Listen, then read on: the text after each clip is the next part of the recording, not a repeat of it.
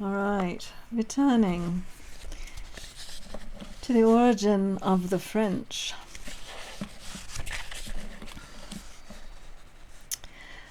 When Maximian, shut up in Aquileia, was on the brink of destruction, Genobadas, Marcoma, and Suno made an eruption into Gaul. They were all put up. They put all forces, as opposed them, to the sword. Quintinius and Noninius, the Roman governors, immediately assembled their troops and repaired to Cologne. When a party of the Franks repassed the Rhine, laden with spoils of the vanquished, while those who remained to face the enemy were defeated near the forest of Charbonnier. Quintinus, elated with success, passed the river. Contrary to the advice of his colleague, the encounter with the ferocious Franks on their native soil.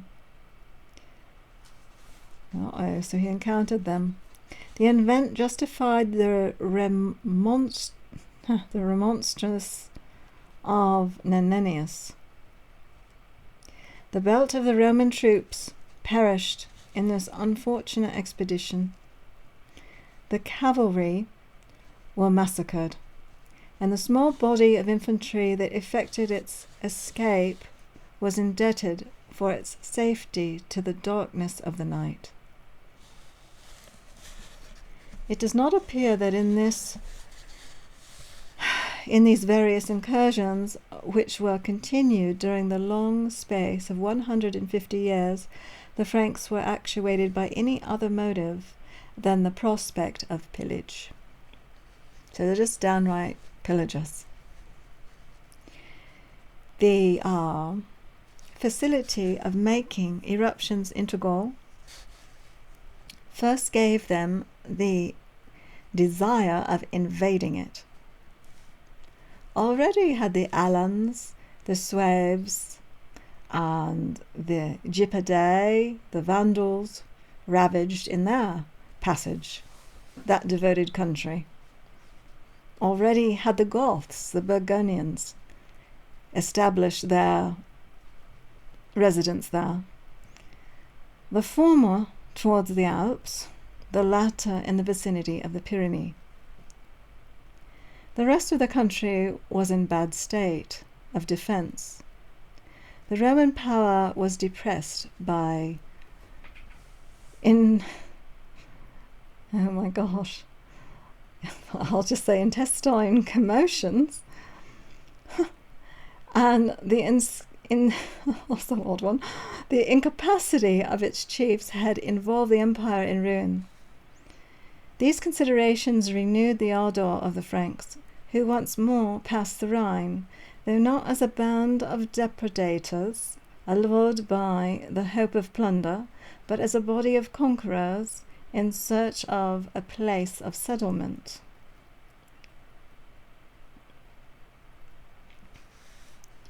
What was formerly called Gaul consisted of that part of Europe which lies between the Rhine, the two seas, the Alps, and the Pyrenees. This extensive country was famous for the excellence of its climate, the richness and fertility of its soil, and the virtues of its mineral springs.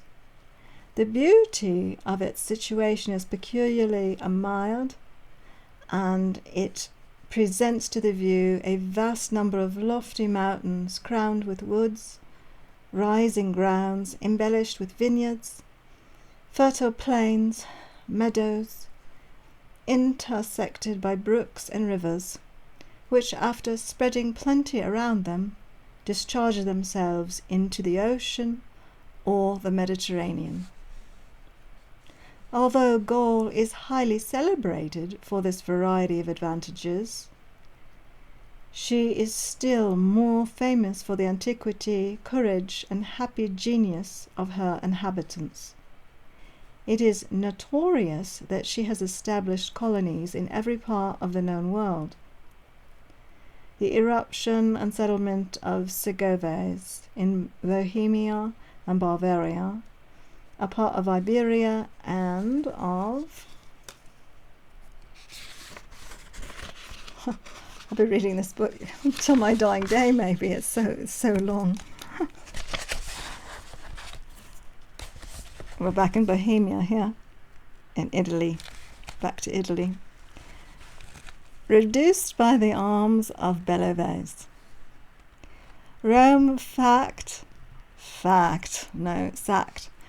and pillaged by Brennus, the temple of Delphos plundered, Macedonia and Dardania ravaged by 2 other princes of the same name, Thrace and Propontis, the Aeolus, Iona, and all the country watered by the river Hele. Subdued by Lenorius and Luther, are so many monuments of Gallic intrepidity and valour. If at last they were compelled to bow their necks to the yoke, it was not till after they had long fought bravely for this freedom, and their conqueror was the conqueror of Rome and of the whole world. We forbear to speak of their origin, which is lost in the shades of antiquity, of their ancient manners and customs, which are to be seen in every history, or of that warlike disposition by which they were distinguished from all the other nations of the earth. It was a proverbial saying that there could be no army without a Gallic soldier. It is sufficient for the purpose of this history to give some idea of the state of Gaul when it was first conquered by the Franks. At this time it was divided into 17 provinces, 5 of which were comprehended in the territory of Vienne, 3 in Aquitaine, 5 in that of Lyon, 2 in Germania, and 2 in Belgia. These provinces had each their metropolis. The first 5 were Vienne, Narbonne, Embrun, Montier, Tantarif, and those of Aquitaine were Bourges, Bordeaux, and Auch. And in the Lyonnais, Lyon, Rouen, Tours, Besançon, and Germania, Mayence, and Cologne, and in Belgium, Trèves and Rennes. Each province was divided into different tribes, each tribe into different districts, and each district into different parts. These tribes had each its capital, on which the inferior towns and hamlets were dependent, and the capital itself was dependent on the metropolis, in which the governor of the province resided. Justice was administered according to the Roman law, and the public acts were in Latin, a custom which long contained and continued to obtain in France. An idea may be formed as of this distribution of provinces and this subordination of jurisdiction from the proficient government of the Gallic Church. Gaelic. The archbishoprics represent the metropolis, the Hoptrix, the bishoprics, the capitals, the archdeaconries, the inferior towns, the deaneries, and the hamlets.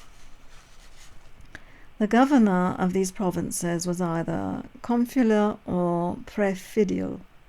The governors of the former were nominated by the Senate.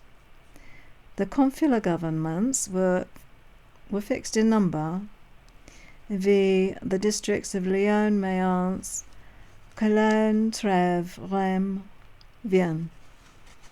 The right of nomination to the remaining 11 was solely vested in the emperors, who disposed of them at their pleasure. But this distinction of governor conveyed no idea of preeminence. It did not prevent such as were in possession of important offices from exercising an authority, almost absolute, over their respective departments.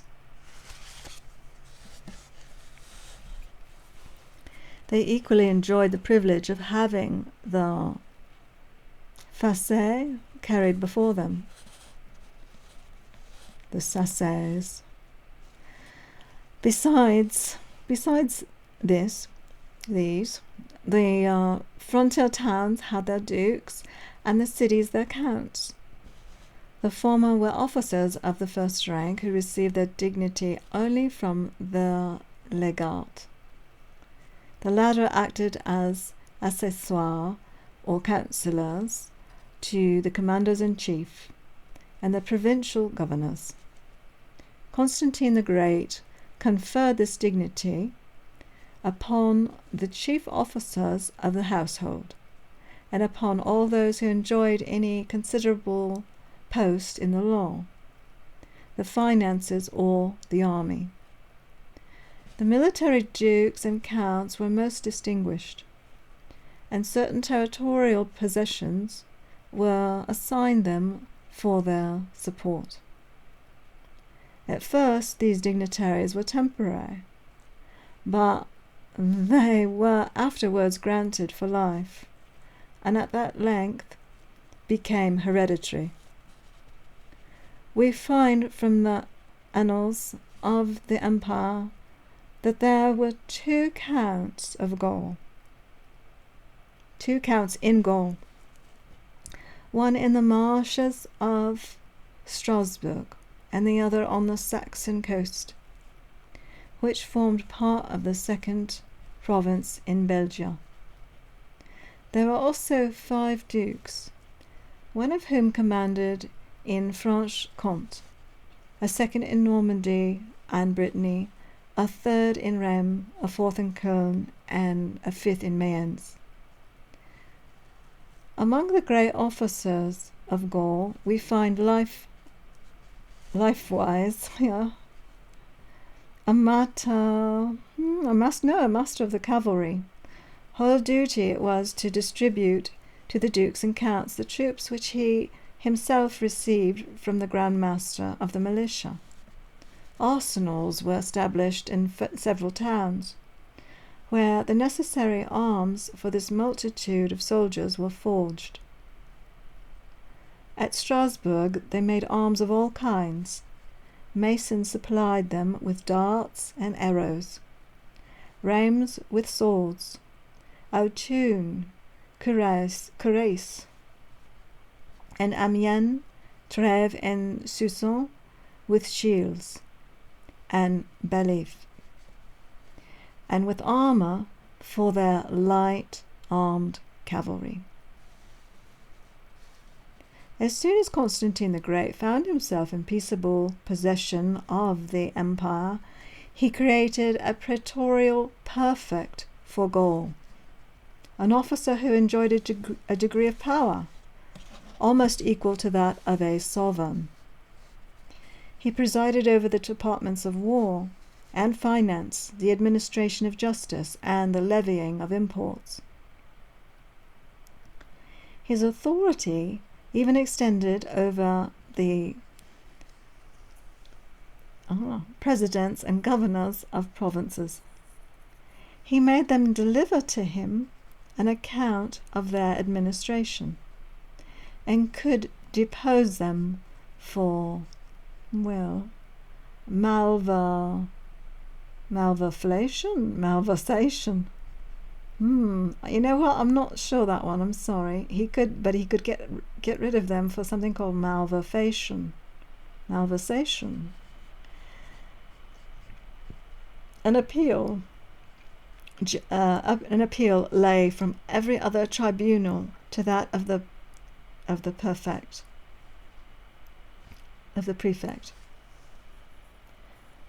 which is kind of like the police department zone, who was only subject to the emperor. He had under him 3 vicars, one for Gaul, a second for Spain, and a third for Great Britain.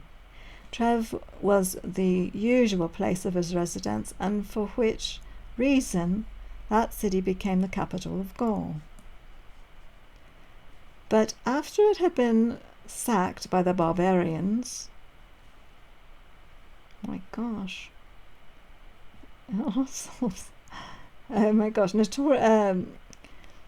Honorius, it really is Honorius transferred that honour to the city of Arles, which was separated from the presence of Vienne and formed an 18th metropolis. Okay,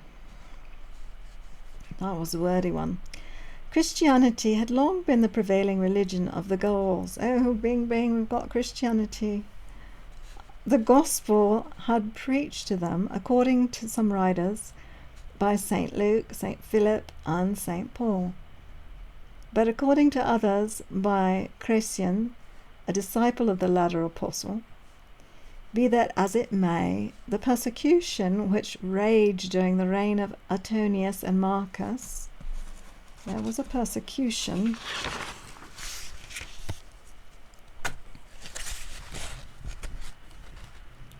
Marcus Aurelius, of course, sufficiently proves that the churches of Vienne, Lyon, and had been established many years since. So a great number of Christians were found in those provinces who dealt with their faith, with their blood. We are told by Gregory of Tours that whilst Decius occupied the imperial throne, Trophinus was sent to Arles, Paul to Narbonne, Martial to Limoges, Stremo to Auvergne, Gratian to Tours, Saturnus to Toulouse, Dionysius to Paris.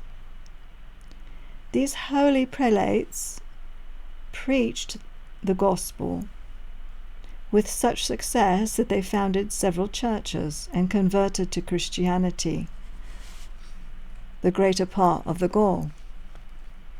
Soon after appeared to the Hilaries of Poitiers, the Martins of Tours, the Exupers of Toulouse, and of many others. Of fervent piety and splendid talents, who became at once the support and the ornaments of the church. It was in a council holden at Arles that the famous dispute of Donatus, there's one here called Donations, yes. No, his name was Donatus, of Africa, was terminated. The Council of Cologne, in which Bishop Euphrates was anathematized for denying the divinity of Christ. That of Paris, where the doctrine of anathematius for promoting a purity of manners was adopted. No, I think I skipped one. Okay, here we are. Anathius was solemnly acknowledged to be orthodox. That of Valencia, where the best possible, I'm getting tired, where the best possible system for promoting a purity of manners was adopted. that of Bordeaux, at which those bishops were excommunicated, who, forgetting that, my gosh, that meekness of spirit, forgetting that meekness of spirit which the gospel so strongly inculcates, inoculates,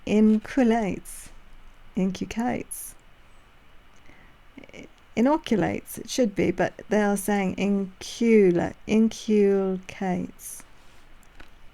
I don't believe we're using that one anymore. Felicited the emperor to put the heretical Priscillian and his followers to death. Exhibit so many glorious proofs of the zeal of the Galatian church for establishing a purity of faith, an integrity of morals, and a holiness of discipline. Okay, so now we've fully dropped the Franks right now. We're really talking about the Gauls and their being inundated with Christianity, brought to you by Constantine. They've just taken over. From north to south, east to west. So while these pious men rendered Gaul illustrious by the splendour of their virtues, a great number of learned personages encouraged the progress of the arts and sciences. Marseille, Lyon, Besançon, Autun, Narbonne, Toulouse, Bordeaux, Poitiers, Clermont, Trèves, and Rheims were celebrated for their academies, where youth was instructed in philosophy, physics, mathematics, astronomy, jurisprudence, grammar, and poetry. Eloquence, in particular, was studied with ardour and success.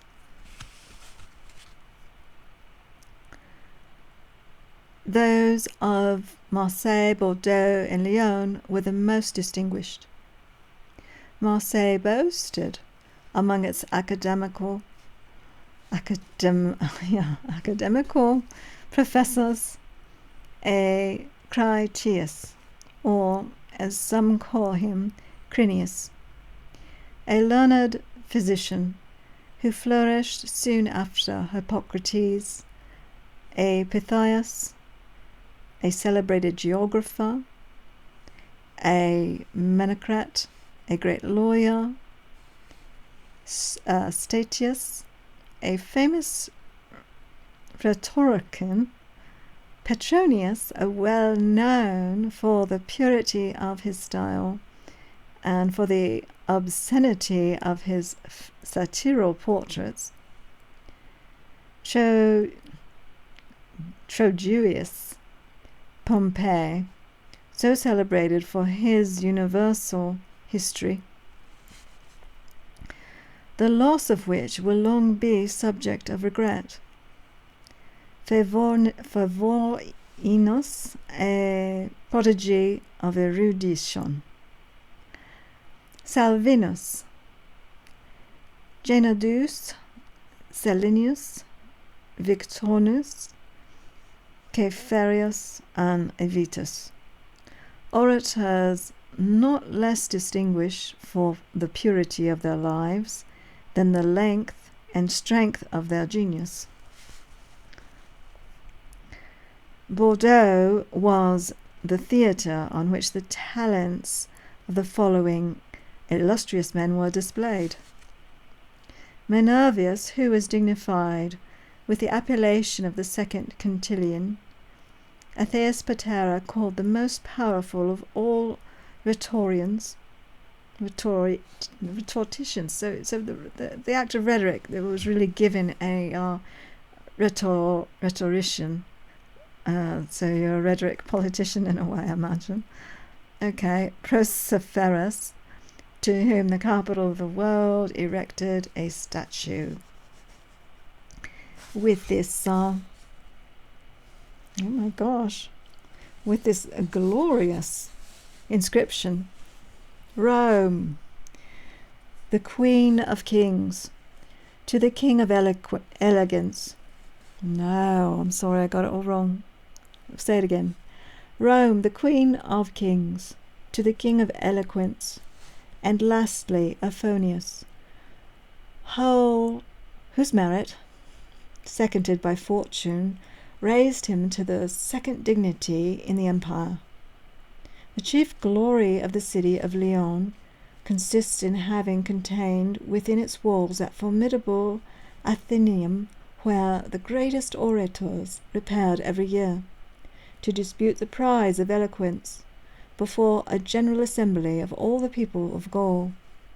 The vanquished were condemned either to efface their own writings with their tongues, or else to be thrown from the centre arch of the bridge into the Saône.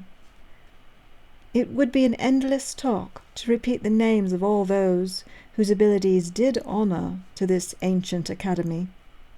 We shall not therefore expatiate on the merits of a Julius Florus, whom Quintilian styled the Prince of Eloquence in Gaul, nor on those of Julius Secundus, whose elocution was greatly admired. Elocution, that's what I'm up to right now, was greatly admired by the famed rhetorician. We shall only observe, and more need not be said in its praise, that at this school Usher of Lyon, Sidonius Apollinaris, Claudian Mamel, Constantius Remigius of Rome, and the no, he's not a princess, he's the Prince of Soissons. They all received the first rudiments of the belles lettres. So they're saying that this was really a school of eloquence more than anything, where these great scholars got together. The Annalists of Autun place the origin of its academy in the remote antiquity, the most remotest antiquity. They pretended that it was founded by the Druids and built on a mount which still bears their name. The chief objects of its boast are Eumenius and his grandson, the famed name, the former of whom was one of the principal officers in the palace of the Constantius Chlorus. Both time and, barbarism have reflected the panegyric reputation to the illustrious Fontaine. Here they're calling them Fontaines, one of whom was precipitor to the empire for Antonius, who announced him with the dignity of consul. It would be an error to suppose that Thales owes its principal lustre to the institution of the floral games by the incomparable clemens of the ancient family of the Ilsari. Anyway, since it is certain that long before that period, Aemilius Arborius, an expert, and these are getting toughy here, Sedentus names consecrated in the annals of Eloquence, and had given it the well-deserved and well-applied appellation of the city of Palais. Narbonne is not less celebrated for the great men which its schools have produced. That famous academy ranks in the number of professors: Votenius Montanus, Terentius Varro, and Exuper. It is glory, it's still greater in having had for its pupils, the emperors Carinus and Numerianus. Oh my gosh, they don't want to forget their scholarly names, do they? And there was a bunch of them. We must, however, acknowledge that we're going to go with that one. The taste and the natural eloquence, which so peculiar, oh God, I'm done, distinguish the writers of the Augustan age. We are not met with the authors whose names we have mentioned. This deficiency must not be ascribed for their society, and loaded them with wealth and honours. He says he doesn't have a lot of information about them other than this, and so maybe this is why they're getting this huge honourable mention now.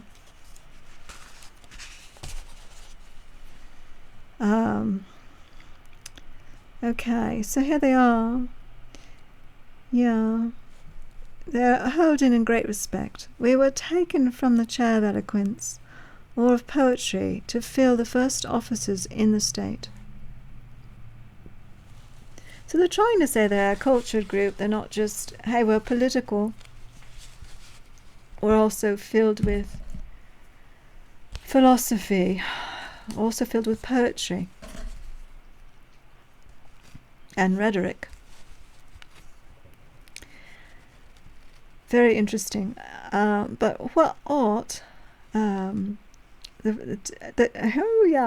what ought by a natural influence to have contributed to the perfection of the fine arts only served to accelerate their fall. Anxious to display in their writings a greater fund of wit than the ancients, they neglected the beauties of nature for the most pompous refinements of art. By seeking to embellish their works, they sacrificed substance to show. By aiming at novelty, they became cynical.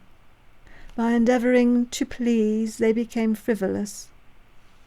New modes of speech were invented, and 1,000 new words introduced, which insensibly adulterated their style and language. The incursions of the barbarous nations completed the perversion of taste and the destruction of the schools. Sciences and arts were then henceforth confined to the cloister, the convent, or episcopal palace.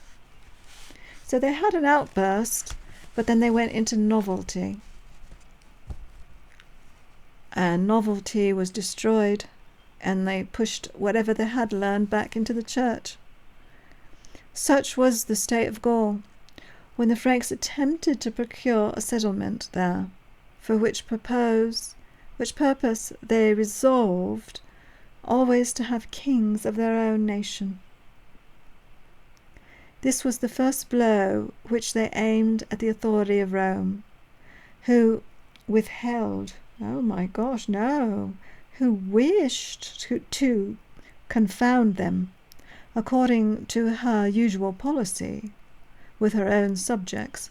So they were stepping out of hand. They were saying, we will always be king here, we'll have our own king. And Rome is saying, oh no. So anyway, the group did not win in the end, did they? All of their eloquence, their schools of eloquence, ended up only displayed in the cloisters of the convents of the churches.